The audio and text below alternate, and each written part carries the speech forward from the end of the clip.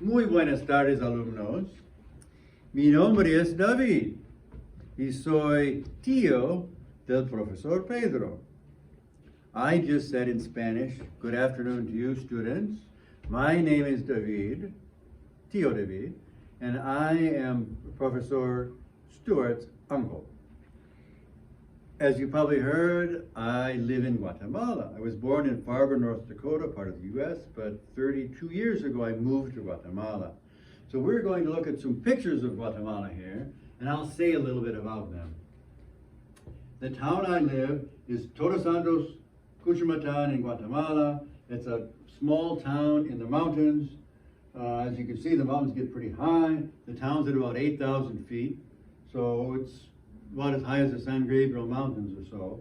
But then the mountains go higher from that up to 12,000 on this side, and behind where the picture was taken, they're actually 12,500 feet. So it keeps you in really good shape walking around there, hiking in the mountains. My house is up here. These are tiny Mayan ruins. We'll see another beautiful Mayan ruins called Tikal later on in this presentation, but there's a little tiny one here. It's got some small pyramids about 20 or 30 feet tall, and a little Mayan ballpark where you can play the Mayan ball game. So my house is up there.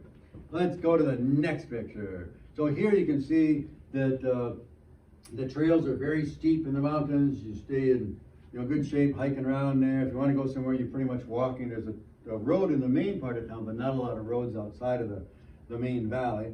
In the distance, you see there's 2 points here.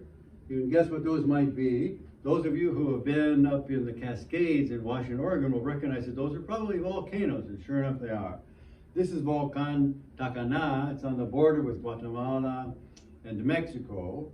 And this is Tajumulco, Volcan Tajumulco, and it is actually the highest point in all of Central America. It's almost 14,000 feet, like 13,900, something like that. Professor Pedro and myself, we climbed this volcano, I don't know, 15 years ago or so, and we camped up where this flat spot is. We camped up in there, there's a bowl. The next day we went to the top and then dropped down. We can go to the next slide, which is the people of Todos Santos. As you can see, they've got on a shirt with a big colorful collar, a striped shirt. This guy has a shirt that's very similar. His collar is a little bit more purple. This guy's got a shirt that's similar, but his collar is a little bit more blue. So the ladies in this town weave these beautiful collars and shirts for their husbands. In my case, my comadre, the mother of my goddaughters, wove me this shirt because I don't have a wife. These are the hats that everybody there wears. You might have seen in that video that Professor Pedro made. I was wearing a hat in that one, so I don't have a hat today. Normally I would. They have red pants. So a very distinctive dress. Only the people in this part of Guatemala, probably 30,000 people total, wear these kind of clothing. And some of the people that wear these clothing live up in the mountains, and some live in the main part of town where I live. So they're spread out some. You also see that the ladies have little kids on their backs. They're carrying babies around. They're ekbulne. There's the ekbulne. Sometimes they're carrying kids that are actually pretty big. Some of these kids aren't babies anymore, and they're still carrying around. So that's real common to see a woman with a baby on her back all the time. And then a lot of the times these headdresses to keep the sun off of them. You see that the clothing is kind of heavy because this is 8,000 feet in the mountains. You think about Guatemala as being a tropical country. You're in the jungle. It's steamy, mosquitoes.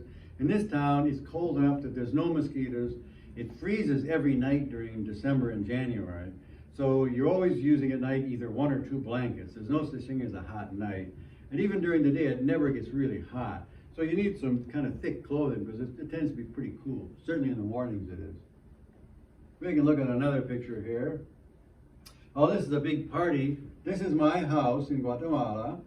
Some friends and I built it because I don't know how to work with Adobe. So when I wanted to build a house there, this would have been in 1994.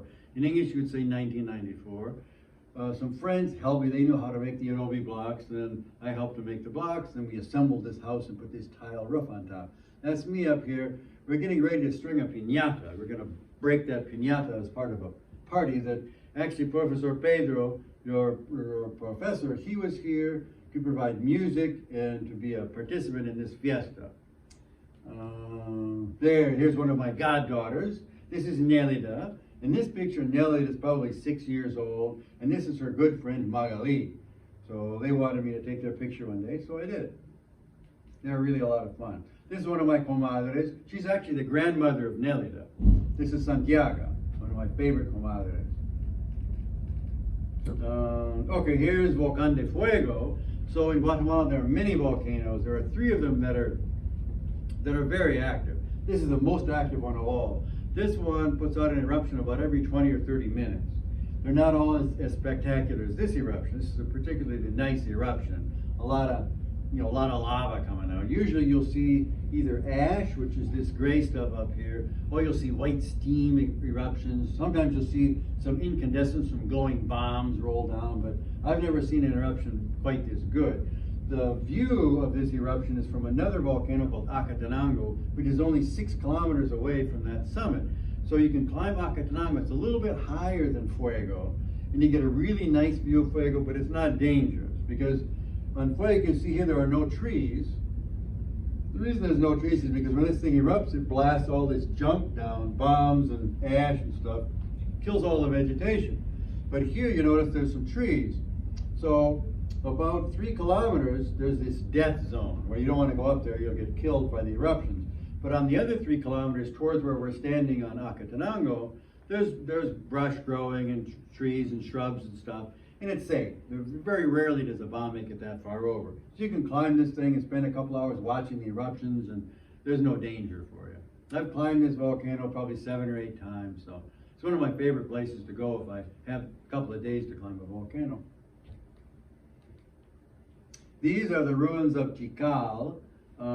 So I've talked about, well, maybe I didn't talk about how the people in Todos Santos Cuchumán that wear these kind of clothing, outsiders call them Mayan people. They would just call themselves Todos Santeros. But outsiders say that they're Mayan people because they belong to a family of languages called Maya.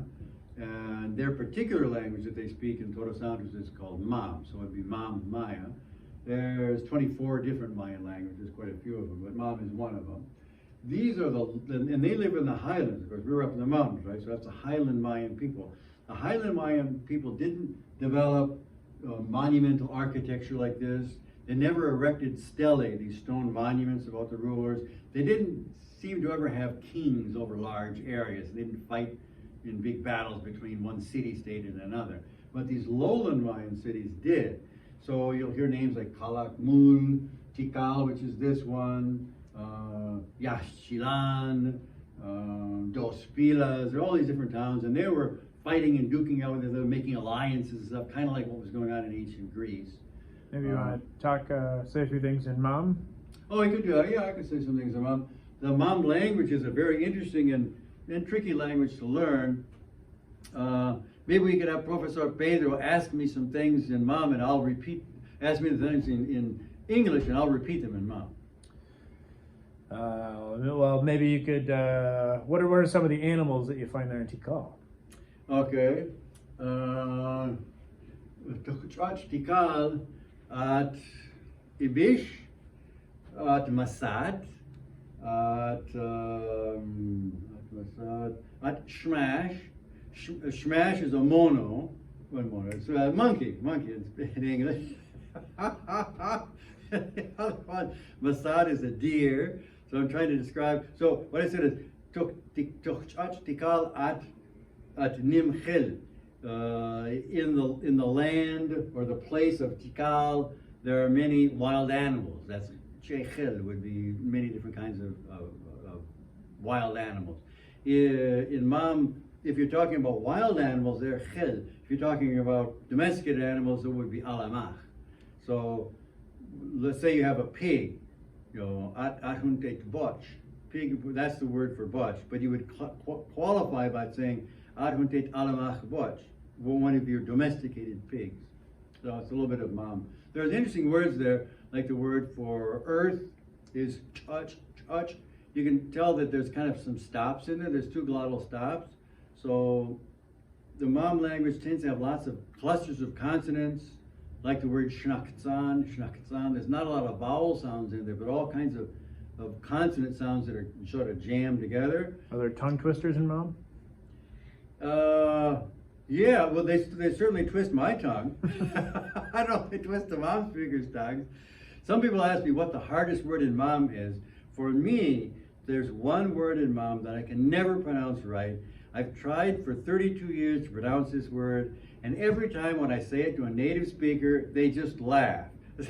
That's kind of a joke. Sometimes if people are feeling sad and they want to get cheered up, they'll say, David!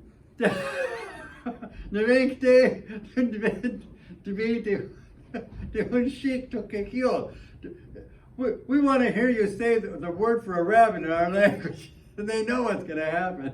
So the word for rabbit in mom is shik, shik, but I can never get it right. It has to be a real whistly sound, and you have to rigidize your tongue and jam it up against the top of the roof of your mouth behind your teeth to get the right sound. It's hard to do, and I've never mastered it.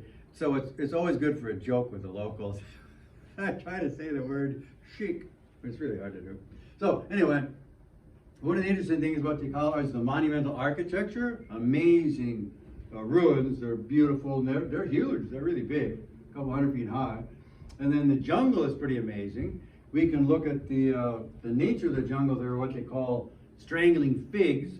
The strangling fig is an amazing plant. I think we can get some strangling figs here. Let's see if we get some there's some strangling figs.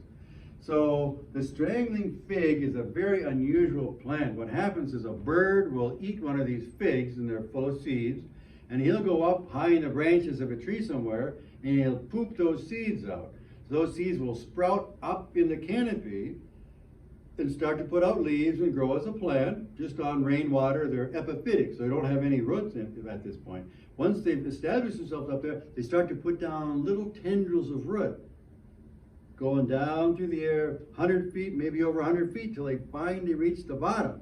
And that's what these are. These are the roots that have grown down. They've now made a connection with the ground, so they're bringing water up from the ground and nutrients from the ground. And little by little, those things here there's quite a few of them, but they're not really solid. But here, see, they're getting bigger and bigger, and they're actually growing together with each other. And little by little, they form a trunk, a new trunk outside of the original trunk of the tree. And eventually, as you can see in one of these pictures, kind of that one, yeah, you can see really well.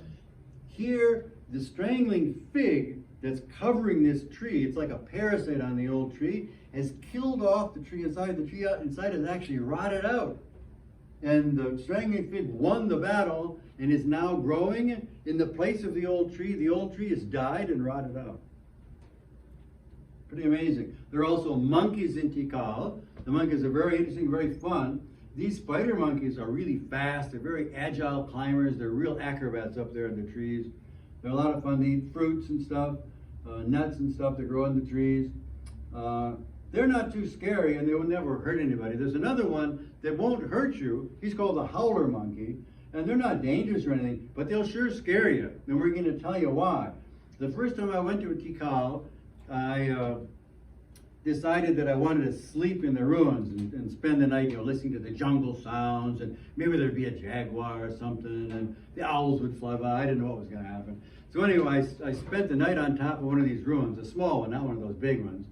And rather than owls and jaguars, I ran into a lot more bugs and mosquitoes and stuff. I was swatting all night. But anyway, in the morning, it was just starting to get light, and I heard this sound that scared the daylights out of me. And the sound is going to come up here.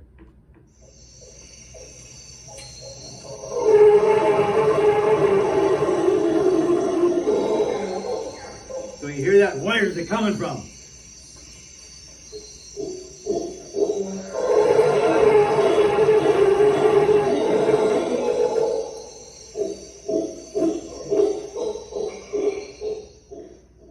So believe it or not, the sound is even louder and more shocking when you're out there than it is hearing it now. It's really loud. When the howler monkeys scream like that, it goes for miles.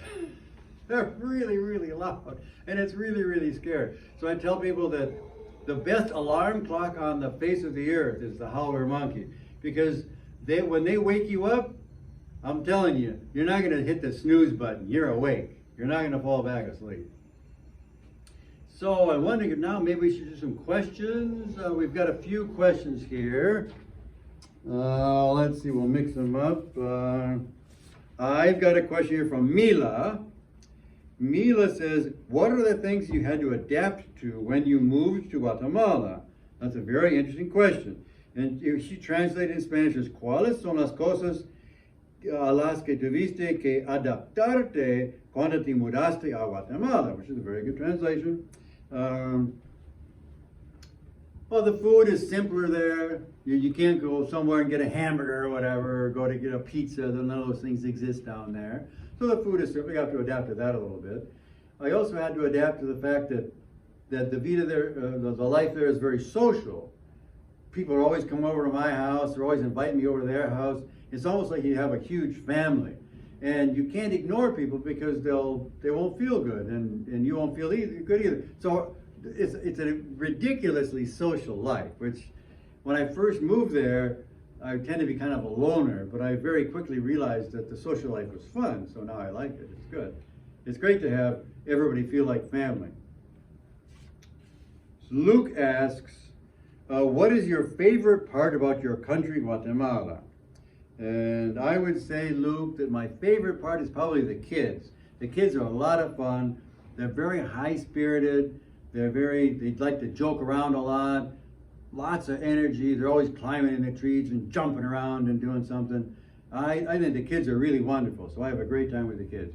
And the kids all know me in that town. I'm pretty well known in the town. I also give them airplane rides.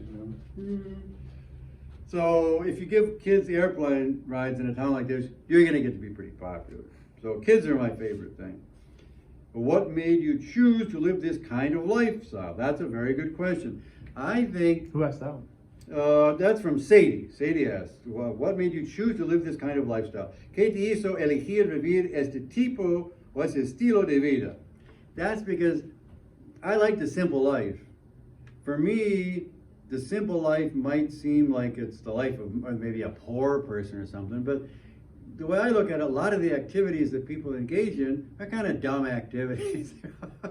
And most of the stuff that they buy, so they work all these long hours at a job they might not even want to do. And what do they do with it? Seems to me like they buy a lot of dumb stuff they don't need anyway. For me, if I don't need something, why would I want it? Seems to me like here in the U.S., people tend to mix up the things that they really need to live, they really need those, and the stuff that they want. And if you think about it, there's all these advertisements out there, and the advertisement is trying to make you think you need something that before you saw that ad, you didn't even want it at all. And now you think you need it. So maybe that's propaganda that's trying to invent felt needs that you don't really have. It's amazing how simple the needs of one of these human bodies is. You know, a little bit of food, some shelter, you know, a place to scrub up once in a while. We don't need all these fancy mansions and stuff. And my guess is that when you spend too much time focusing on material things, well, there's another one. Okay, for me, there's three kinds of wealth in this world. There's material wealth, stuff, money, possessions, that's material wealth, and a certain level of that is you need that in order to live. You got to have a little place to live, a place to grow your food, a little bit of land, that's a good idea. But there's also social wealth.